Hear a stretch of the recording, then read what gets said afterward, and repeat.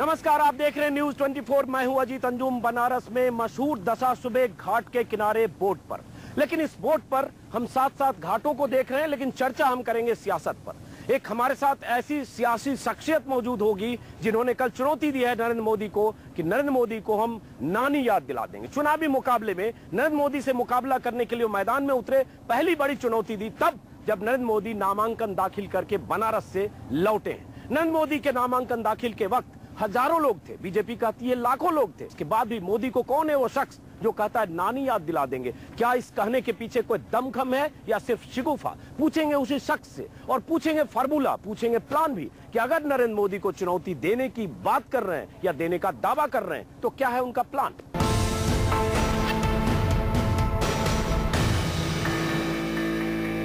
तो हमारे साथ हैं अजय राय, कांग्रेस के उम्मीदवार। बनारस से नरेंद्र मोदी को चुनौती देने के लिए मैदान में उतरे हैं अजय राय।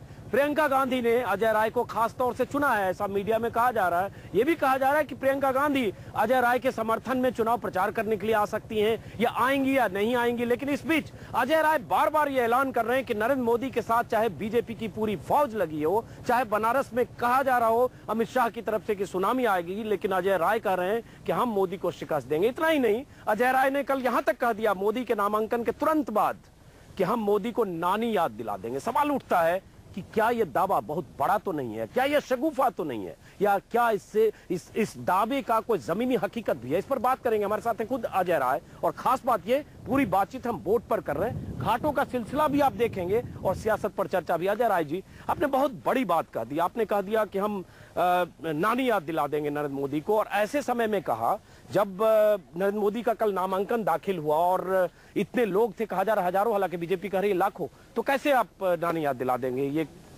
देखिए, वो स्वाभाविक भीड़ नहीं थी, वो भीड़ जुटाई हुई भीड़ थी। और जब स्वाभाविक भीड़ अपने गांव से, अपने घर से, अपने मोहल्ले से निकल कर आती है तो उसका उत्साह और उसका जो समर्थन होता है वो भी जबरदस्त होता है। और ये जुटा कर लाई हुई भीड़, पैसे देकर, क्योंकि अभी एक रोहनिया विधानसभा से कुछ महिलाएं आई थी, उनको छोड़कर इनके लोग भाग गए। वो खाने पर और उनको लालच देकर लाए थे। लेकिन सवाल उठता है, ये सब बातें कहने के लिए ठीक है अजय राय जी, लेकिन कल देखा बहुत भीड़ थी। मैं फिर कहूंगा, मैं लाखों नहीं कह सकता, लेकिन कहा जा रहा है कि जन सैलाब था। बीजेपी के लोग कह रहे लाखों लोग हैं। मैं समझना चाहूंगा आपके पास फार्मूला क्या है, या आपको क्यों लगता है इतनी बड़ी बात आपने कही कि नानी याद दिला देंगे, तो ऐसा क्यों लगता है? ये हमारे इधर की परंपरा है कि जब हम कोई मेहनत करते हैं, काम करते हैं, और अपने अंदर इतना आत्मविश्वास हमारे अंदर है कि हमने लगातार 5 बार अपनी विधानसभा का चुनाव जीता और जनता का प्यार, जनता का काम करके मैंने जीता है। इस नाते मैंने कहा कि उनकी नानी याद आ जाए। लेकिन विधानसभा चुनाव जीतना, पिंडरा से आप विधायक हैं, और यहाँ से लोकसभा चुनाव जीतना, और वो भी मोदी के खिलाफ। मोदी के बारे में कहा जा रहा है, बीजेपी समर्थक कहते हैं मोदी की लहर है। मैं केवल विधानसभा चुनाव नहीं जीता हूँ, मैं विधानसभा 9 बार के विधायक कामरेड उदल को मैंने हराया और इंडिपेंडेंट बसपा की सरकार को हराया है। तो वो जो मेरे अंदर एक आत्मविश्वास है, जनता का प्यार है, और काशी की जनता से जो मेरा लगाव है लगातार 20 सालों से, इसी गंगा माँ की गोद में पैदा हुआ हूँ, बड़ा हूँ, और निश्चित तौर पर इसलिए मैंने कहा कि इनको हम नानी याद दिला देंगे। अजय राय जी, लेकिन जब आप ये कहते हैं नानी याद दिला देंगे, दर्शक भी सुन रहे हैं, तो लोगों को लग रहा है कि कुछ ये शिगुफा टाइप से है या बहुत बड़ा दावा है, ये हवाई दावे हैं कि नानी याद दिला देंगे। आपको याद है राजीव गांधी ने किसी जमाने में कहा था पाकिस्तान को नानी याद दिला देंगे, और उसके बाद काफी आलोचना हुई। आप भी कुछ ये मुहावरा लेकर आए हैं, लेकिन मुहावरों से राजनीति होती है? मैं मुहावरे की राजनीति आज तक मैंने की ही नहीं है कभी। मैंने हमेशा जनता के दिल में घुसकर राजनीति की है, जनता का विश्वास मैंने जीता है, और जनता के विश्वास पर मैंने ये बात कही है। ये कोई बनावटी बात नहीं है और कोई मुहावरा। अच्छा, चलिए हम आपसे समझेंगे कि कैसे हरा देंगे, कैसे नानी याद दिला देंगे। ये बनारस की जनता, ये बनारस के घाट आप देखिए, ये पूरे बीजेपी के लोग 20 साल से इस बनारस की जनता चुनकर इनको भेज रही है। सांसद, विधायक, मेयर, यहाँ के सभी जितने भी संवैधानिक पद पे बीजेपी के लोग बैठे हैं, और एक भी काम इन लोगों ने नहीं किया। माँ गंगा की बात ये कहते हैं, आप देखिए घाट देखिए, यहाँ की सारी स्थिति बद से बदतर है। आपने कुछ कहा भी कि ये आपकी कर्म भूमि है और बाकियों के लिए रंग भूमि है, लेकिन इसमें बहुत सारे लोग यहाँ के भी होंगे। उस पर हम चर्चा करने से पहले आपने जिस घाटों का जिक्र किया, जरा हम चाहेंगे कैमरामैन से घाट दिखाया जाए, बनारस के घाट। और ये घाट खूबसूरत होने चाहिए। पौराणिक शहर है बनारस, भोले शंकर का शहर है बनारस, काशी। लेकिन घाटों को देखेंगे तो घाटों की दुर्दशा से आप समझ पाएंगे कि यहाँ क्या विकास हुआ और शहर की हालत तो इससे खराब है। लेकिन अजय राय जी, इसका ठीकरा आप सिर्फ बीजेपी और उस पर फोड़ते हैं। आप बीजेपी में आप भी मंत्री रहे, बीजेपी में आप काफी सालों तक रहे, मुझे लगता है 20 साल का तजुर्बा आपका बीजेपी का है। राजनाथ सिंह के सरकार में आप मंत्री रहे, तो आप आज चूंकि कांग्रेस में है इसलिए आप सबका ठीकरा बीजेपी पर फोड़ रहे हैं। नहीं, ऐसी बात नहीं है। मुझे जिम्मेदारी जो मिली उस जिम्मेदारी का मैंने निर्वाह किया, अपने विधानसभा में मैंने काम किया। और बनारस में सिर्फ एक जगह आपको 20 सालों में परिवर्तन दिखाई देगा, वो एयरपोर्ट है, लाल बहादुर शास्त्री एयरपोर्ट। वो मेरी कॉन्स्टिट्यूएंसी है। हम लोगों ने वहां पर पूरा प्रयास करके एक एक इंच जमीन बनारस उसका एयरपोर्ट को बनवाने के लिए लगाई। लेकिन सवाल उठता है कि बहुत तरह के इल्जाम भी आप पर, आपके बारे में कहा जाता है कि आपकी छवि एक शहर में माफिया की छवि है, डॉन की छवि है, चलते हैं तो आपका हथियारबंद दस्ता साथ में चलता है। तो इस छवि से भी बहुत सारे लोग कह रहे हैं नेता कम माफिया ज्यादा है।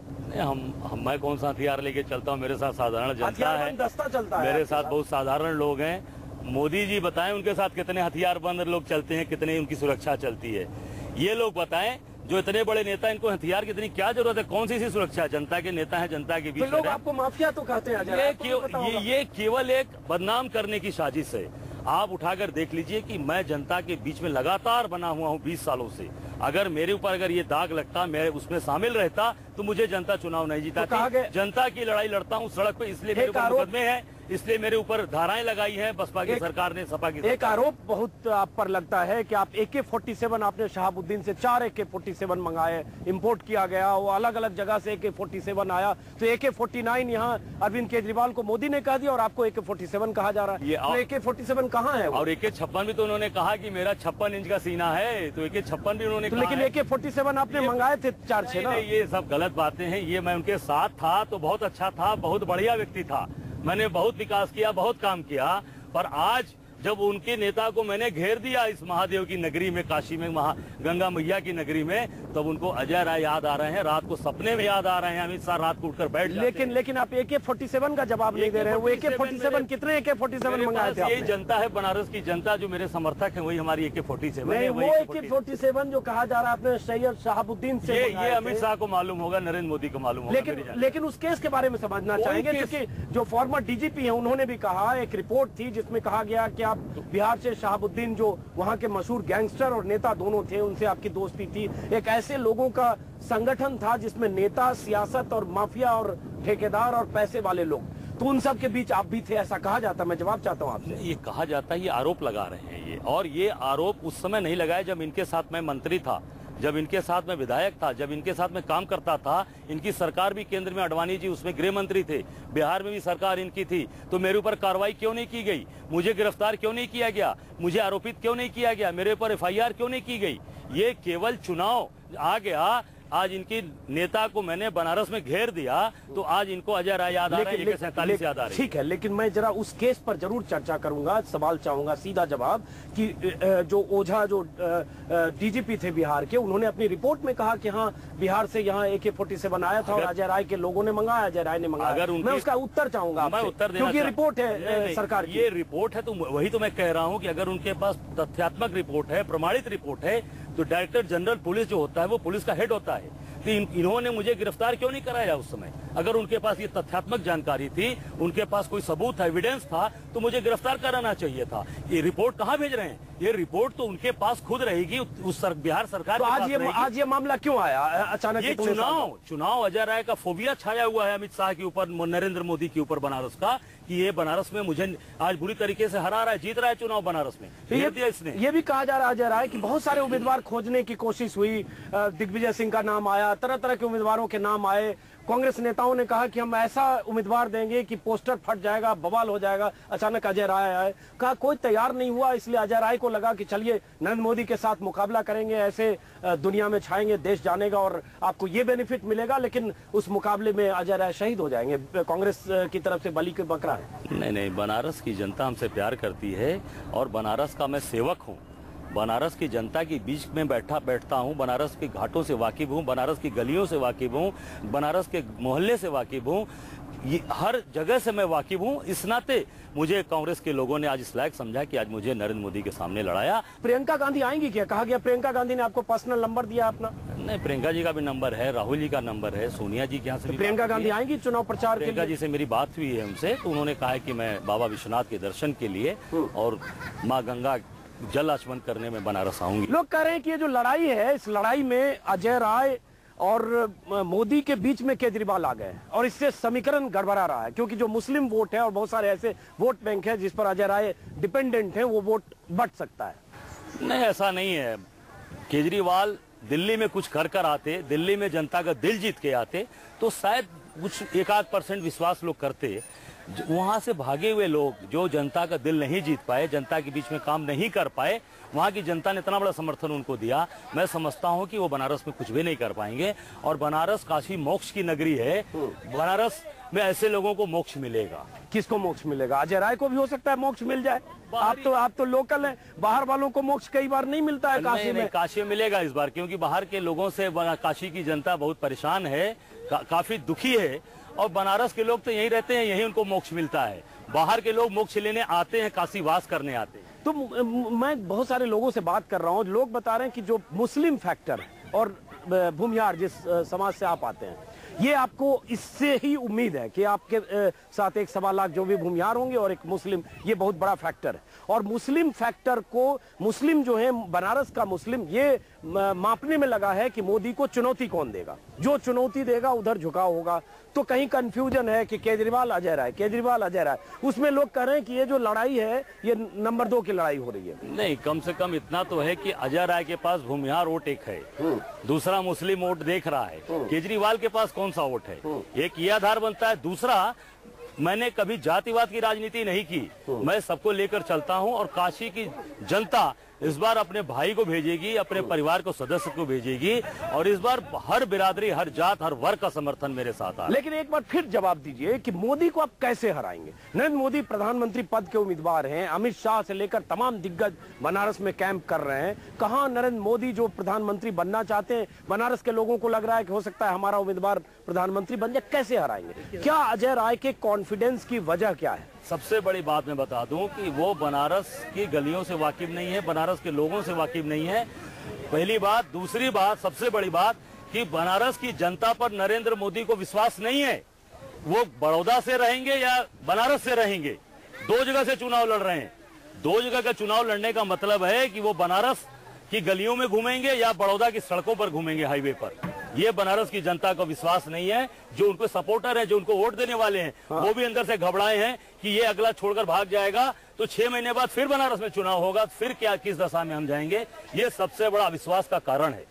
आप पर यह भी इल्जाम लगता है, कुछ लोगों से हमने बातचीत की जो आपके विरोधी हैं, कि आप दल बदलते फ्रीक्वेंटली रहे हैं, और 2009 में आप समाजवादी पार्टी के उम्मीदवार थे, इस बार आप कांग्रेस के उम्मीदवार हैं, उसके पहले लंबा सिलसिला बीजेपी का। तो आपका रूट तो बीजेपी का है, बीच में आप समाजवादी में आए, अब आप कांग्रेस में, तो जनता आप पर भरोसा करने से पहले 100 बार सोचेगी नहीं? मेरा रूट कांग्रेस में है, कांग्रेस के साथ मैं रहा हूं। मेरा परिवार, मेरे दादा, मेरे ताऊ जी, मेरे पिताजी, भैया, सब लोग, मेरे भाई, सारे लोग कांग्रेस के लोग रहे हैं, और हम सब लोग कांग्रेसी परिवार से पुराने बिलोंग करते हैं। कांग्रेस के साथ हमारी भावनाएं जुड़ी हैं।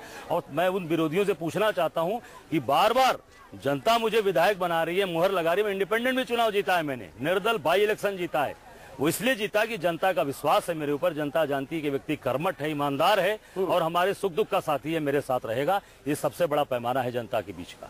कई बार लगता है कि नेता का एक कॉन्फिडेंस चुनाव के समय में दिखाने के लिए भी होता है कि जब तक नेता अपने को कॉन्फिडेंट नहीं दिखाएगा तब तक जनता वोट नहीं देगी। जब तक आप बहुत बड़ी बात नहीं करेंगे कि हम नानी याद दिला देंगे, तब तक जनता का आप पे कॉन्फिडेंस नहीं आएगा। तो कहीं ये खेल तो नहीं खेल रहे हैं आप? नहीं, मैं इतना बड़ा खिलाड़ी नहीं हूँ। मैं तो बहुत छोटा सा आदमी, छोटा सा एक विधानसभा का विधायक हूँ, और जनता की सेवा करता हूँ, जनता के बीच में रहकर उनके साथ सुख दुख का साथी हूँ, उनके सुख दुख में खड़ा रहता हूं। छोटे से आदमी तो नहीं है। बनारस में जिससे भी बात करो कहते हैं अजय राय, अजय राय, अजय राय। AK-47 वाले अजय राय, 10, 15, 25 लोग चलते हैं उनके साथ, वो वाले अजय राय। अजय राय से आप इंटरव्यू करने जाएंगे तो 15-20 लोग पहले आएंगे, 15-20 लोग बाद आएंगे, वो अजय राय। तो अजय राय का नाम इस तरह से बनारस के लोगों में एक बड़ा दबंग माफिया फिल्म में जैसे होता है, वैसे देखने में आप बहुत शरीफ लग रहे हैं, देखने में आप शांतचित्त हंसमुख भी लग रहे हैं। छवि कैसे है? मैं बड़ा शांत व्यक्ति हूँ, बहुत साधारण आदमी हूँ। यही तो मैं कह रहा हूँ कि मैं आम आदमी हूँ, यहाँ का मैंगो मैन हूँ। और ये एक एक आवरण हमारे जो तथाकथित लोग हैं, ये भारतीय जनता पार्टी आरएसएस के लोग, इनको कुछ नहीं मिलता तो यही सब बकते रहते हैं, यही सब कहते रहते हैं। काम की बात नहीं करते कि मैंने बनारस में कौन सा काम किया, मैं कौन सा काम करूंगा, नरेंद्र मोदी को लेके आ रहा हूं तो बनारस में कौन सी चीज परिवर्तन कर दूंगा, ये कहें यहाँ पर। मैं तो दावे के साथ कहता हूं कि मुझे अवसर मिलेगा, मैं गंगा मैया के गोद में खड़ा हूं। निश्चित तौर पर आज काशी वासियों को ये संदेश देना चाहता हूं यहाँ से कि बनारस के अंदर हमें अवसर दें, हम बनारस के अंदर दिन रात मेहनत करेंगे और जनता का दिल जीतेंगे, जनता का विश्वास जीतेंगे। अच्छा, हम मोदी पर आते हैं जरा। कल मोदी की रैली थी, जो भी नामांकन रैली, उसमें कहते हैं कि बीजेपी के हिसाब से कहें तो लाखों लोग आए हुए थे। आपके हिसाब से कैसी रैली थी? आपने भी नामांकन के दिन आपकी भी रैली थी, रैली कहें, रोड शो कहें, केजरीवाल का भी था। आप जरा तुलनात्मक आपसे समझते हैं। मैंने जुटाई भीड़ नहीं बुलाई थी। अगर जुटाई हुई भीड़ बुलाने की तो मैं बनारस में रैली करूंगा और उसमें दिखा दूंगा नरेंद्र मोदी को ताकत की अजय राय के अंदर कितनी ताकत है। जो रैली करेंगे दिखा देंगे हम नरेंद्र मोदी जी को, पूरी भारतीय जनता पार्टी को दिखा देंगे। अजय राय जी, आपसे समझना चाहते हैं ये दुर्दशा क्यों है बनारस की। जरा हम आपके साथ इस तरफ भी देखेंगे। ये देखिए घाट, और यहाँ देखिए, यहाँ से दिख रहा है दुनिया भर से पर्यटक यहाँ आते हैं, विदेशी आते हैं, देशी आते हैं, अलग अलग जगहों से लोग तीर्थ यात्री आते हैं। उसके बाद भी बनारस की दुर्दशा के लिए आप भी जिम्मेवार हैं और तमाम पार्टियां जिम्मेवार हैं। बिल्कुल जिम्मेदार हैं, हम सब लोग जिम्मेदार हैं, काशी के लोग जिम्मेदार हैं, क्योंकि बार बार हम यहाँ से भारतीय जनता पार्टी के सांसद, विधायक और मेयर को चुनाव जिताते हैं। सब लोग जितने, हम भी उसमें, हम लोग भी शामिल हैं, क्योंकि ये इन लोगों ने इस चीज को बर्बाद किया। और आप उठाकर देखिए, जो लकड़ियां हैं ये मणिकंका घाट पर जाती हैं, ये हरिश्चंद्र घाट पर जाती हैं, और मणिकंका घाट जहां जो सबसे बड़ा महाश्मशान है हमारा हिंदुओं का, आज वहां पर बैठने की जगह नहीं है, पीने का पानी नहीं है, शौचालय नहीं है, एक स्थान नहीं है कि जहां पर गरीब आदमी जाकर बैठकर अपनी प्यास बुझा सके। अच्छा, आखिरी सवाल, चूंकि वक्त कम है, आखिरी सवाल, आपको क्या जान का खतरा होता है कि आपके साथ इतना सुरक्षा दस्ता चलता है? मेरे साथ जनता का प्यार है, मेरे साथ कोई सुरक्षा नहीं। एक साधारण सा गनर है मेरे साथ, एक सुरक्षा कर्मी है मेरे साथ। ये मेरे साथ लोग प्यार से रहते हैं और मुझे प्यार करते हैं कि अगर कोई भी अगर बात आएगी सामने, चाहे मोदी से टकराना होगा, चाहे हमें अडवाणी से टकराना होगा, हम लोग टकराएंगे, क्योंकि जनता का प्यार है, जनता मेरे साथ दिल जान से रहती है। क्यों लोग आपको माफिया अजय राय कहते हैं? ये भाजपा और आरएसएस की देन है। यही लोग कुछ नहीं कर पाते, जब मेरे खिलाफ कुछ नहीं मिलता तो यही सब आरोप लगाते। तो आपको अच्छा लगता है डॉन, माफिया, बाहुबली अजय राय? नहीं, मैं सेवक कहलाना चाहूंगा। मैं अब तो यही निवेदन करूंगा कि मुझे जन सेवक कहिए, जनता का सेवक कहिए, जनता के बीच में बैठ के उनकी सेवा करता रहूं। और ये मैंने प्रण किया है कि जब तक हम लोगों के पास ताकत रहेगी, जब तक मेरे शरीर में जान रहेगी, तब तक जनता की सेवा करता रहूंगा, ये विश्वास दिलाता। चलिए, हमारे साथ थे अजय राय, इनसे हमने बात की। इन्होंने कहा कि मैं जनता का सेवक रहूंगा, जनता के सेवक के तौर पर इन्हें दर्शकों से परिचय कराया जाए। लेकिन अजय राय जी, एक चीज तो आपको लगी होगी कि जब तक आप मोदी के मुकाबले चुनाव मैदान में नहीं थे, तब तक राष्ट्रीय नेता के तौर पर, राष्ट्रीय छवि के तौर पर या पूरे देश में लोग कम जानते होंगे। लेकिन आज आप जनरल नॉलेज में शुमार हो गए कि एक शख्स जो मोदी को चुनौती देने के लिए कांग्रेस की तरफ से बनारस में उम्मीदवार है। तो इसका बेनिफिट मिला कि नहीं आपको? बेनिफिट केवल लड़ने से? अरे चुनाव जीतेंगे हम लोग यहाँ से। आप देखिएगा, पूरे बनारस से वो संदेश पूरे देश को देंगे कि नरेंद्र मोदी की जो देश में ये हवा बना रहे हैं, ये हवा का, ये इनका बैलून हम बनारस में ही फोड़ देंगे, इनका गुब्बारा यहीं फोड़ देंगे। लेकिन टिकट देने में प्रियंका की भूमिका दिलवाने में थी क्या? कहा गया प्रियंका से आपकी मुलाकात हुई, उसके बाद ये सब तय हुआ प्रियंका गांधी से? नहीं, गांधी परिवार मुझे पसंद किया, 5 साल में इतना बड़ा सम्मान दिया और मुझे उस लायक समझा कि मैं बनारस की जनता। तो यहाँ का अपडेट प्रियंका गांधी को, क्योंकि प्रियंका गांधी टैक्स से भी है, उम्मीदवारों से बात भी करती है, टच में भी रहती है, आप अपडेट देते रहते हैं? बहुत भीड़ हो रही है, मोदी के लोग आ रहे हैं, कुछ करिए, कुछ मदद करिए, रसद पानी भेजिए। नहीं, मैं अपनी बात केवल कहता हूँ, मैं दूसरे की बात नहीं करता। किसकी भीड़ जुट रही है क्या? मैंने आज तक अपनी पॉलिटिक्स में केवल सकारात्मक राजनीति की है, हमेशा सकारात्मक सोचता हूं। अपनी बात करनी होती है, अपनी बात कहनी होती है, अपनी बात कहनी होती है, तो मैं प्रियंका जी, राहुल जी से। तो प्रियंका गांधी आएंगी यहाँ चुनाव प्रचार के लिए एक बार भी, कहीं कभी? उन्होंने मुझसे कहा है कि मैं यहाँ पर दर्शन करने बाबा विश्वनाथ का आऊंगी, और यहाँ पर हनुमान जी, जो तुलसीदास जी के द्वारा स्थापित हमारा संकट मोचन मंदिर, वहाँ दर्शन करने आऊंगी, और माँ गंगा की गोद में आऊंगी, ये उन्होंने वादा किया है। तो प्रियंका गांधी ने आपसे वादा किया है कि यहाँ वो आएंगी। जब आएंगी तो क्या थोड़ा बहुत लोगों से मिलेंगी, आपके पक्ष में वोट भी मांगेंगी? अब ये उनका दर्शन करने का कार्यक्रम है, बाबा विश्वनाथ से प्रार्थना उन्होंने कर लिया तो पूरे देश में कांग्रेस की लहर पैदा हो जाएगी, जय जय हो जाएगी। चलिए अजय राय जी, बहुत बहुत शुक्रिया, हमारे साथ हैं अजय राय। आप एक बार फिर से दर्शक अजय राय से मिल लें, देख लें। अजय राय कांग्रेस के उम्मीदवार, विधायक हैं, बाहुबली और दबंग भी इन्हें कहा जाता है। हालांकि ये चाहते हैं कि इन्हें जनता सेवक के तौर पर समझे, और देश में जितने भी लोग चुनाव में होते हैं वो सब जनसेवक ही होते हैं या जनसेवक के तौर पर पहचाने जाने की कोशिश करते हैं। बहुत बहुत शुक्रिया अजय राय जी। हमने बोर्ड पर चर्चा की, घाट पर चर्चा की। उम्मीद है, देखते हैं, जनता तय करेगी, जनता की अदालत में आप हैं। 12 तारीख को जब फैसला होगा तब तय होगा कि काशी का किंग कौन, या काशी के कुरुक्षेत्र का काशी का सेवक कौन, किंग नहीं, काशी का सेवक कौन। चलिए, काशी का सेवक कौन होगा, महादेव का सेवक कौन होगा, ये चीजें तय होगी। बहुत बहुत शुक्रिया अजय राय जी हमसे बात करने के लिए, बहुत बहुत शुक्रिया।